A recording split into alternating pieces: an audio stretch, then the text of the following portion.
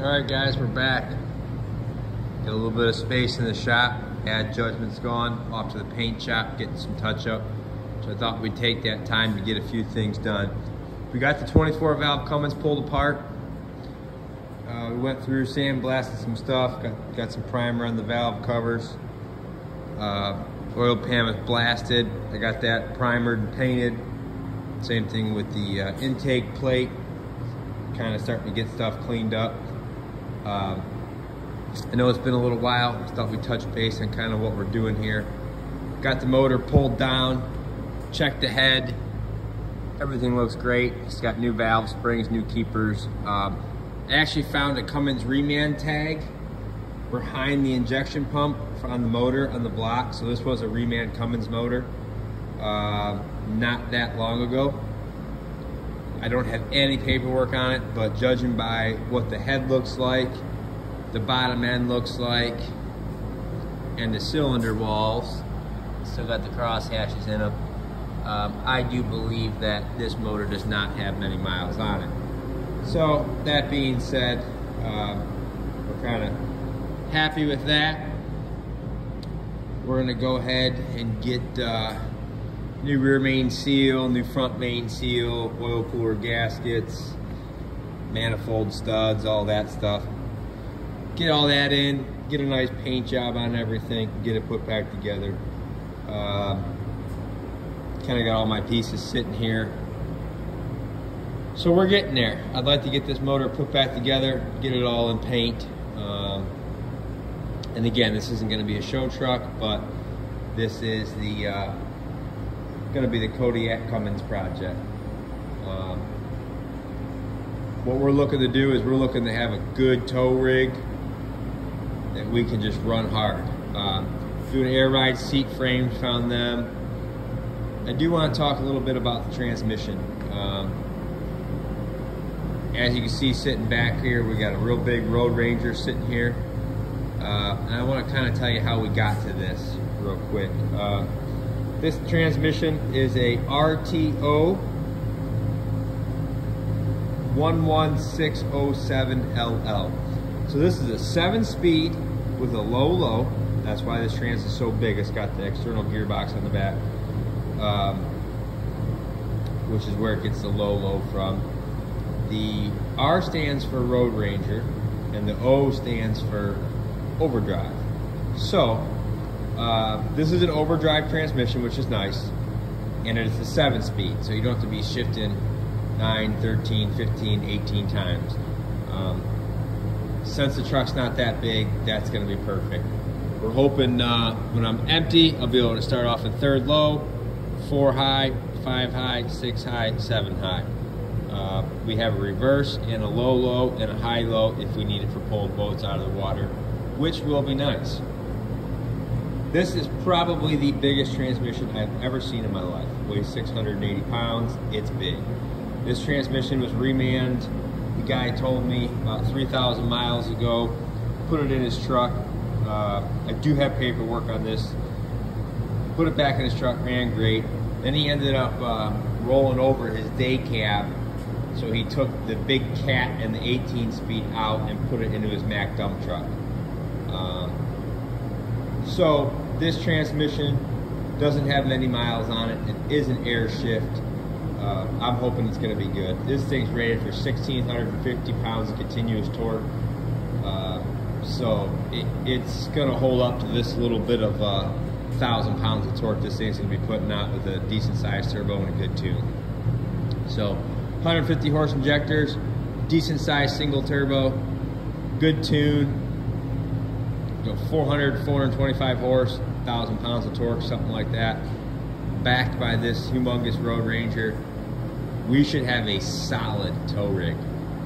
Why I decided to ditch the Alley 1000? Quick little notes here when I was trying to decide. The transmission, if we take it out of the truck that's powered by the 8.1, we need a new torque converter, a new triple disc billet torque converter, which is 2200.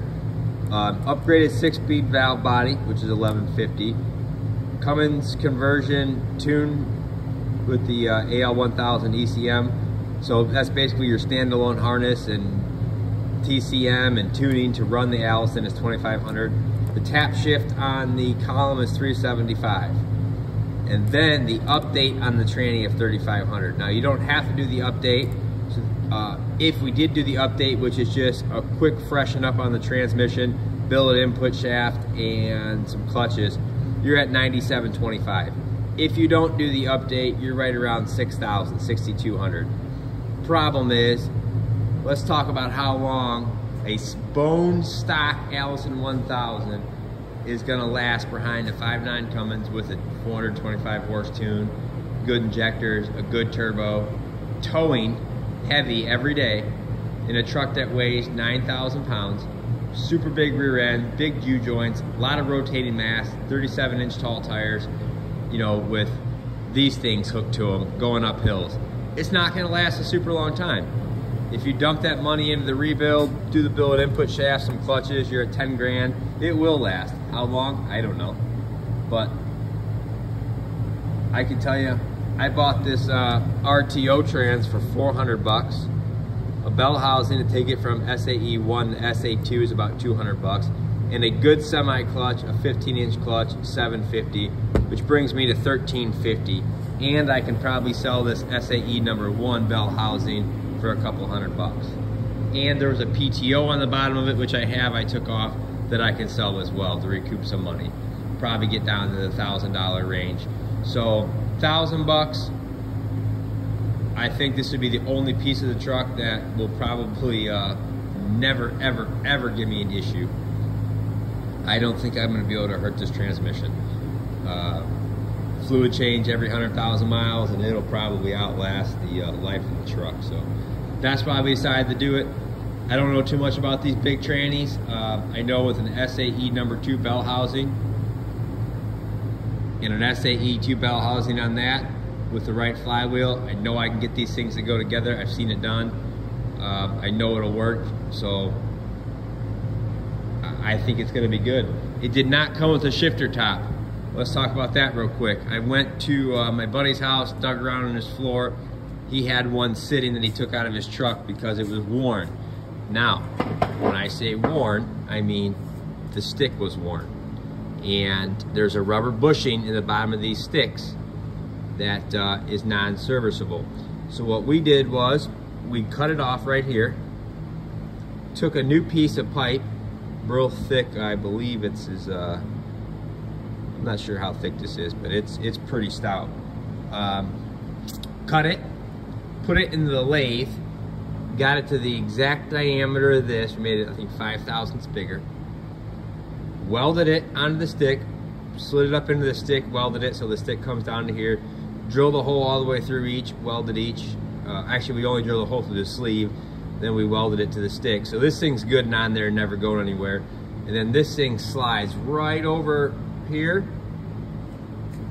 so like this, goes on here like that, bolt goes through the middle. I got 2 set screws, that's the 2 screws at the bottom. That's these 2 set screws. This bolt comes out, handle drops all the way down, bolt goes through, gets tightened up, and it's good as new. So this stick's nice because it actually fits the truck perfect. I had it up in there, kind of rough mock-up of where it would be, and it's great. It bends out in front of the seat, it's got the perfect angle, and even if it wasn't, we could cut it somewhere, rotate it, and sleeve it if I needed to, but that's nice. I think it's gonna work out good. So this handle should outlast the truck as well. I'm not worried. I know these things had the rubber sleeve in them. For the big trucks, you know, the big, huge motors that had a lot of vibration. This little baby motor, I don't think I have to worry about it. I really don't. So I think it's gonna be good. So we got that fabbed up and done. That took a couple hours. We're gonna get this transmission all cleaned up, spray it down with cleaner, get it painted up real nice. Air lines are all in real nice shape. So we're getting there. We really are. We're getting some pieces of the puzzle put together here. I think it's gonna be good. I was able to get the boot and everything for that shifter. I actually went out to the truck that it was out of, and I cut a nice 15-inch square out of the floor that has that circle cut out in it, so I could make that boot seal up real nice. 2 air ride frames, bunch of new gaskets. We're getting there. So my goal is, bad judgment, 38 is gonna be gone for about a month. So what I wanna do is I wanna get all these parts cleaned up, painted, the motor put together, drying real nice there. I wanna get the motor put together, made it to the tranny, and everything sitting over here on the run stand, which we built the other day. I'll show you coming up pretty soon. Running good, ready to go in the truck when we decide to pull the truck in and pull it apart. That way everything is ready to go in. We can back the truck in, pull the hood off, the bumper off, unbolt the 4 bolts from the cab, set the cab next to it, and go to town. You know, a couple week turnaround hopefully on the truck. So we're getting there. That's the update, guys. Between that and we have been putzing around on the 38 gun, just doing final sanding, getting it ready to go to primer and get some paint on it. Did a quick clean on the shop, and this is kind of where we sit. So hope you guys are having a good weekend, a good start to 2022. Leave some comments, let me know what you think of the new big trans and how you think this setup's gonna work in this Kodiak. All right, guys, have a good day.